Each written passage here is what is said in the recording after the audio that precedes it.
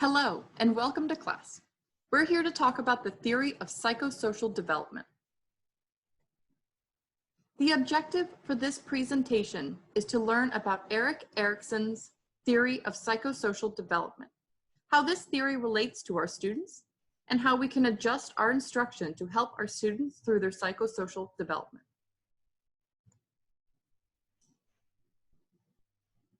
Let's begin with a little bit of Erik Erikson's history.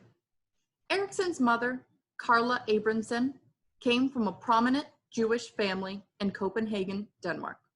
She was married to Vladimir Salmonson, but had been estranged from him for several months at the time of Erik's conception. This has nothing to do with Erikson or his theory of psychosocial development, but was so scandalous I had to add it in. When Erikson was 25, he went with a friend to Vienna to tutor art at the small Burlingham Rosenfield School for children whose affluent parents were undergoing psychoanalysis by Sigmund Freud's daughter, Anna Freud. While there, Anna noticed Erikson's sensitivity to children and encouraged him to study psychoanalysis at the Vienna Psychoanalytic Institute.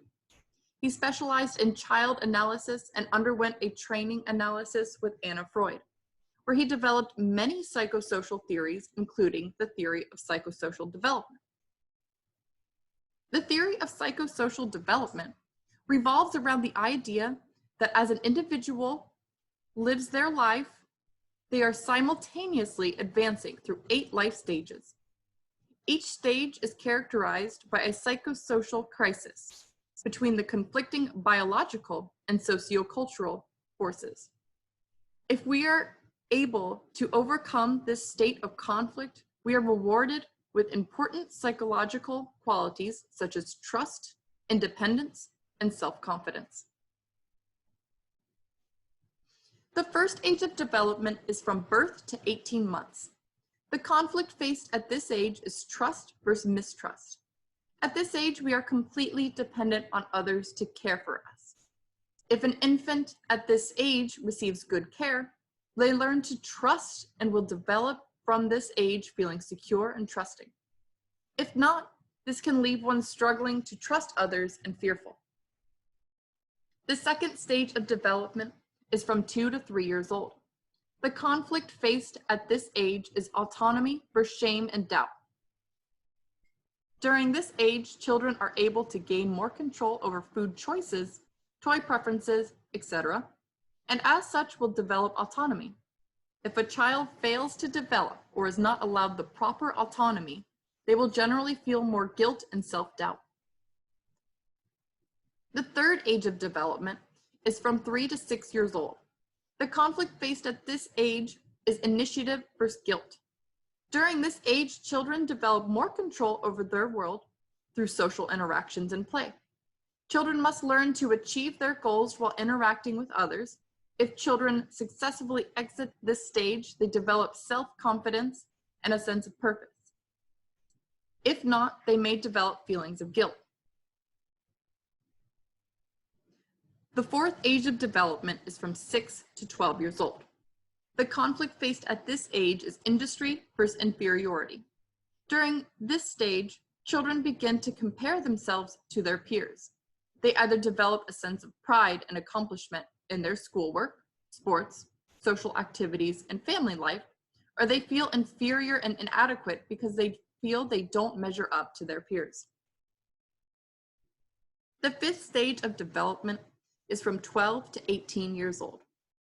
During this stage, children are developing a sense of self and will explore various different selves to see which one fits. They're struggling with questions such as, who am I? And what do I want to do with my life?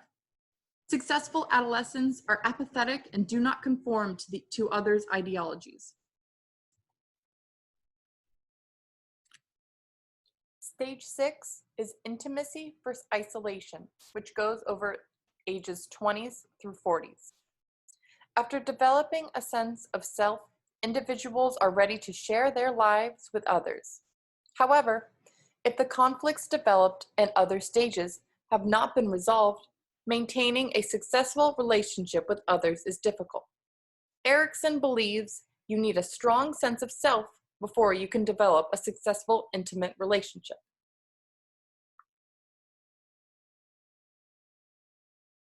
Stage 7, generavity versus stagnation, ages 40s.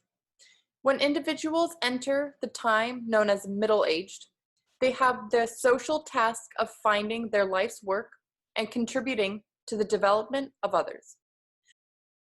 Those who do not master this task struggle with stagnation and feel as though they are not leaving a mark on the world. Stage 8, integrity versus despair, ages 60s through end of life. An individual's conflict in this stage is when they reflect upon their lives, they either are filled with a sense of regret or a sense of integrity. These stages often relate to each other, so individuals who struggle in their earlier stages also struggle with these stages of development. So, as educators, we're helping our students gain the emotional and social skills that will benefit them throughout their future psychosocial conflicts in life.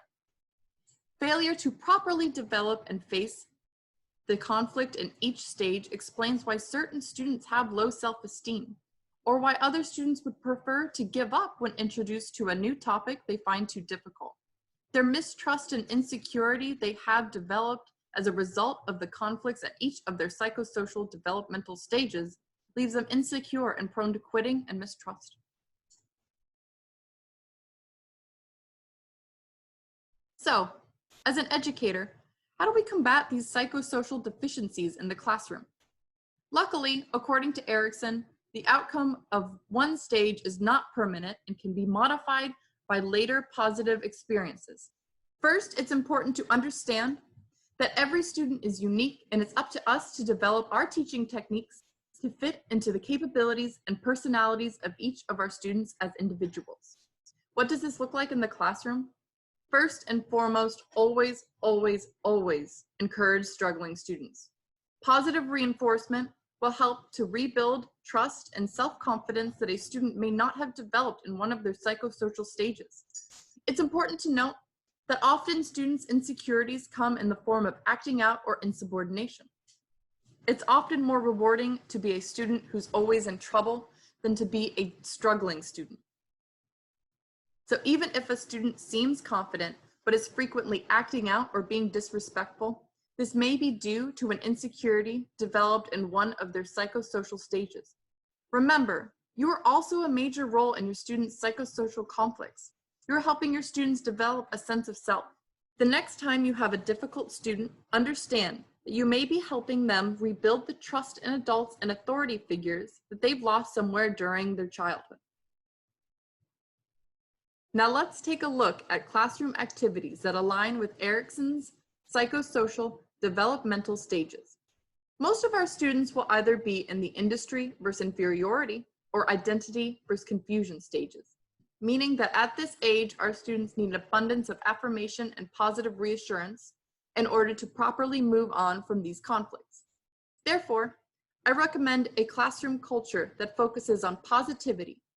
This may involve spending the first few weeks of school teaching students how to properly speak to each other when working in groups.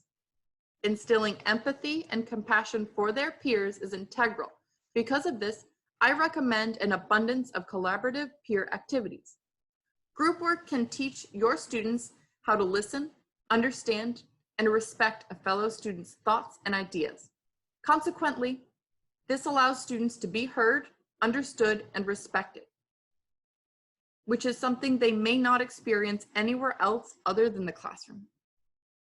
Before I conclude my presentation, I wanted to open up for some discussion questions. What are some ways you would determine if a student has psychosocial deficiencies? How would you help to promote your students' psychosocial development as a group and as an individual? At what developmental stage do you think you have any failed conflicts? In conclusion, we're all facing internal conflicts. Think about areas in your life where you've lost your own personal developmental conflicts. Focus on building students up.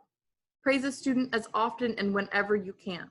Create a supportive educational environment in your classroom.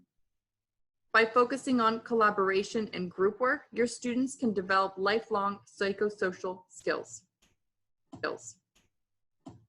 This has been my TED Talk.